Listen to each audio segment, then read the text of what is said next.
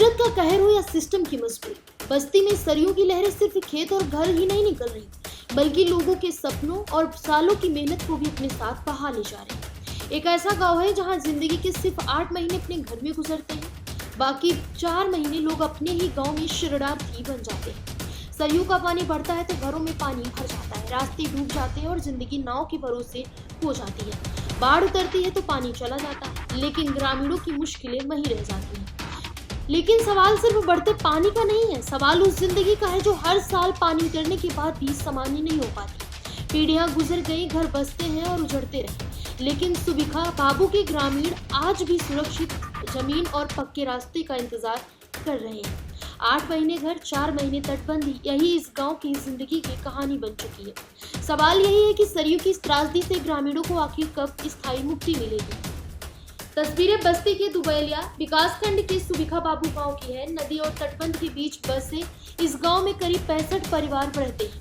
करीब 300 की आबादी वाले इस गांव के लिए बरसात किसी मौसम का नाम नहीं, बल्कि हर साल लौटने वाली मुसीबत है। सरयू का जल स्तर बढ़ते ही गांव चारों तरफ से पानी से घिरने लगता है। किसी के घर का आंगन पानी में डूबता है तो किसी के घर का भूतल, और जब पानी सिर के ऊपर पहुंचने लगता है तो ग्रामीण अपने मवेशियों और जरूरी सामान के साथ तटबंध पर शरण लेने को मजबूर हो जाते हैं। यानी जिस घर को सालों की मेहनत से बनाया, उसी घर को छोड़कर सुरक्षित ठिकाने की तलाश में निकलना उनकी मजबूरी है।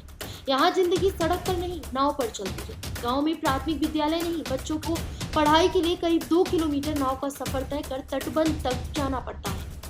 बाढ़ आती है तो खेत डूबते हैं, फसल बर्बाद होती है और बच्चों की पढ़ाई भी प्रभावित होती है। ग्रामीणों का कहना है कि बाढ़ के दौरान अधिकारी गांव का निरीक्षण करने जरूर पहुंचते हैं, लेकिन पानी उतरने के बाद समस्याएं भी जैसे सरकार की फाइलों में उतर जाती हैं। सालों से सड़क और सुरक्षित पुनर्वास की मांग की जा रही है, लेकिन अस्थायी समाधान अब तक नहीं मिला है।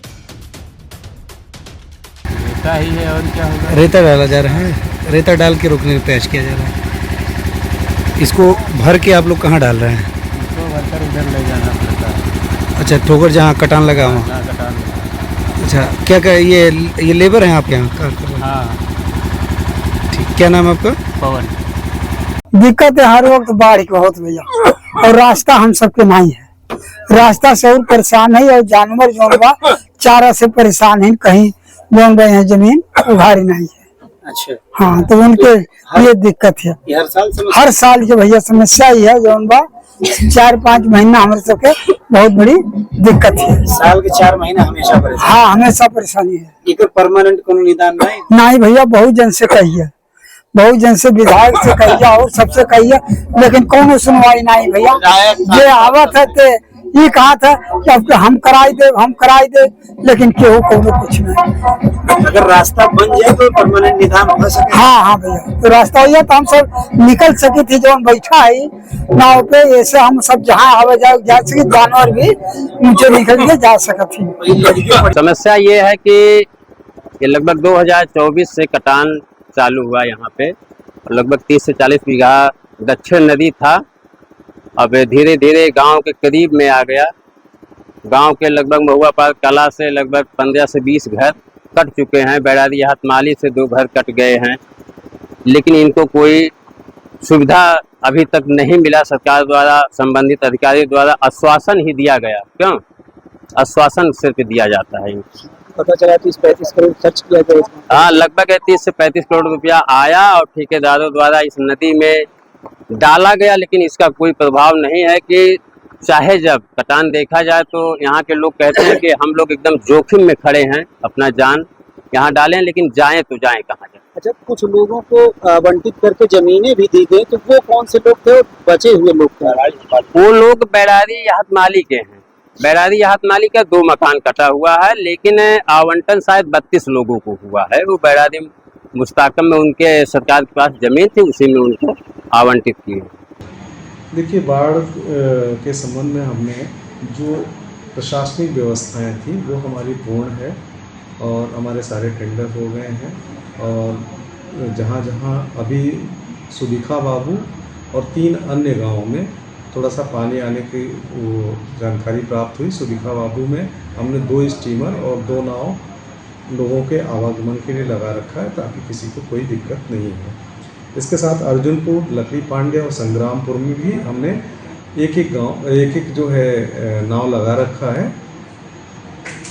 इन लगभग 125 जो घर प्रभावित हैं अभी इन चारों गांवों को मिलाकर, उनको हम खाद्यान्न के रूप में किट जो हमने पहले से टेंडर कर रखा है वो हमने मंगा लिया है और आवश्यकता पड़ने पे उनको तत्काल हम वितरण सुनिश्चित करेंगे।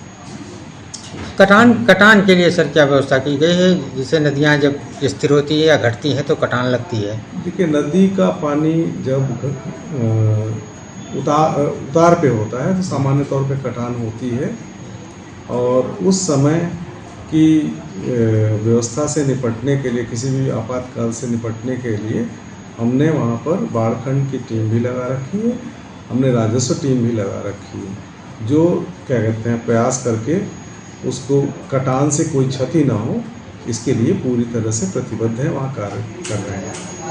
इसके अलावा जो मैरून गांव है, किसी प्रकार की कोई मिसहैपनिंग होने पर तत्काल हमारी पीएसी की बटालियन कलवारी गांव में तैनात है।